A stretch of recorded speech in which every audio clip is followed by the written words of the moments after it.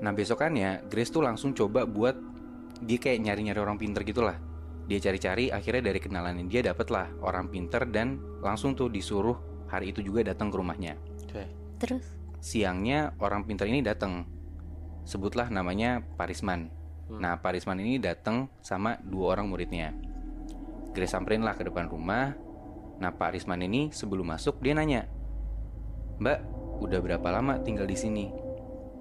Grace jawab, "Belum sampai seminggu Pak." "Kenapa?" Pak Risman bilang, "Oh nggak apa-apa, boleh kami masuk?" Akhirnya Pak Risman masuk. Ditanyalah masalahnya apa. Diceritain lah sama Grace kalau si Edward ini awalnya badannya bau bangke, terus besokannya tiba-tiba dia makan bekicot kayak gitu segala macam gitu-gitulah. Aneh lah suaminya. Setelahnya Parisman izin buat ngeliat-liat ke sekeliling rumah. Sampailah akhirnya setelah keliling rumah itu dia nyamperin Edward di kamar. Edward coba diajak ngobrol nggak bisa, dia diem aja. Terus Parisman minta buat dia tuh mau ngobrol berdua aja sama Edward. Udah tuh akhirnya Grace sama muridnya Parisman keluar. Nah gak lama dari situ Grace tuh denger dari dalam kamar ada kayak suara orang ketawa. Suaranya tapi berat kayak Dan selang beberapa lama setelah itu Parisman tuh keluar gitu aja. Dan di situ Parisman bilang intinya penyebab semua kejadian ini dan apa yang terjadi sama Edward itu tuh ada di dalam rumah ini. Setelah itu Grace ceritalah kalau memang sebenarnya sebelum rumah ini dibangun, mandor yang ngebangun rumah dia tuh sempat bilang kalau tadinya mandor ini tuh nemu kayak batu nisan gitu di tanah tempat rumah ini dibangun. Akhirnya si Parisman nyuruh lah buat si mandor ini didatengin aja ke rumahnya. Singkat cerita ditelepon, tapi mandornya baru bisa datang tuh besok pagi. Nah tapi Parisman tetap minta buat si Edward ini malam ini tetap didoain dengan ritual dia lah. Akhirnya di sore itu juga murid-muridnya Pak Risman beli barang-barang sajen. Udah tuh malamnya si Pak Risman nyoba buat dalam tanda kutip meritualkan Edward lah. Kayak didoain gitu. Nah si Pak Risman ini ngejalanin ritualnya tuh di area belakang rumah. Nah Pak Risman minta buat Edward dan Grace itu diam di dalam kamar aja dan kamarnya dikunci. Biar posisinya Edward ini di dalam kamar dijagain sama istrinya. Nah mulailah tuh Pak Risman baca-baca doa di area belakang rumahnya mereka bareng 2 orang muridnya dan ada sesajen di depan mereka. Kayak ada kembang, ada minyak, ada buah-buahan dan ada juga ayam mentah di situ. Nah itu tuh posisinya sekitar jam 8 malam. Dan di tengah-tengah Parisman beserta murid-muridnya itu lagi baca doa, tiba-tiba mereka dengar dari dalam rumah itu kedengeran kayak ada suara kaca pecah gitu loh, Muinat.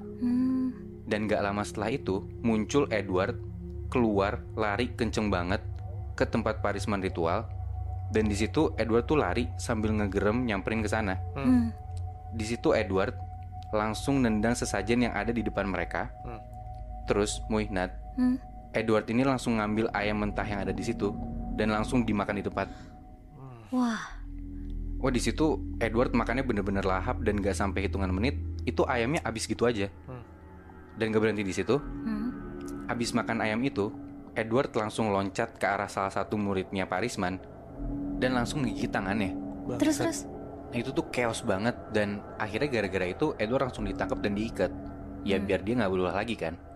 Sampai besok paginya mandor ini tuh datang. Dan singkat cerita dijelasin lah, si mandor ini tuh udah bilang kalau di tanah itu dia tuh nemu batu nisan. Dan dia udah nyaranin Edward buat gak bangun rumah di situ. Tapi ya Edward gak mau dikasih tahu kan. Dan Edward mau tetap bangun rumah di spot itu karena emang spot itu deket banget sama jalan raya. Dia nggak peduli sama omongan mandornya.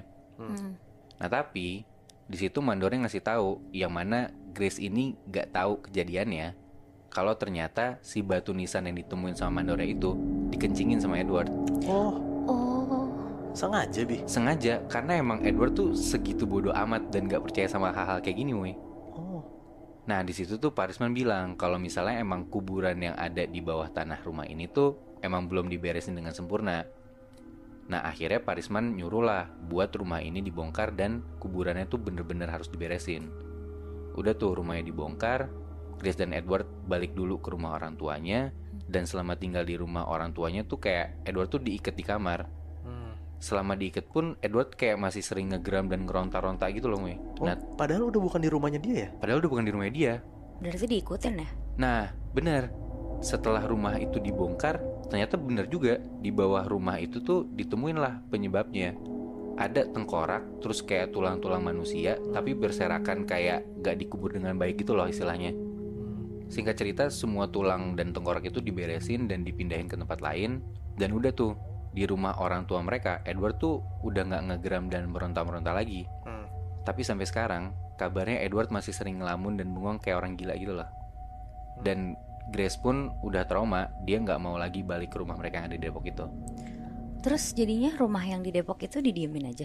Akhirnya kabarnya sih yang gue tahu ya Nat ya, si rumah ini, si tanah itu tuh kayak dijual tapi ya gak laku-laku. Oh, sampai sekarang tuh? Sampai sekarang. Gue ngerasa yang suka di badannya Edward itu kan kayaknya mayat yang ada di kuburan itu ya. Nah mungkin gue juga mikir gitu. Kayaknya dia gak akan lepas dari Edward karena dikencingin anjir.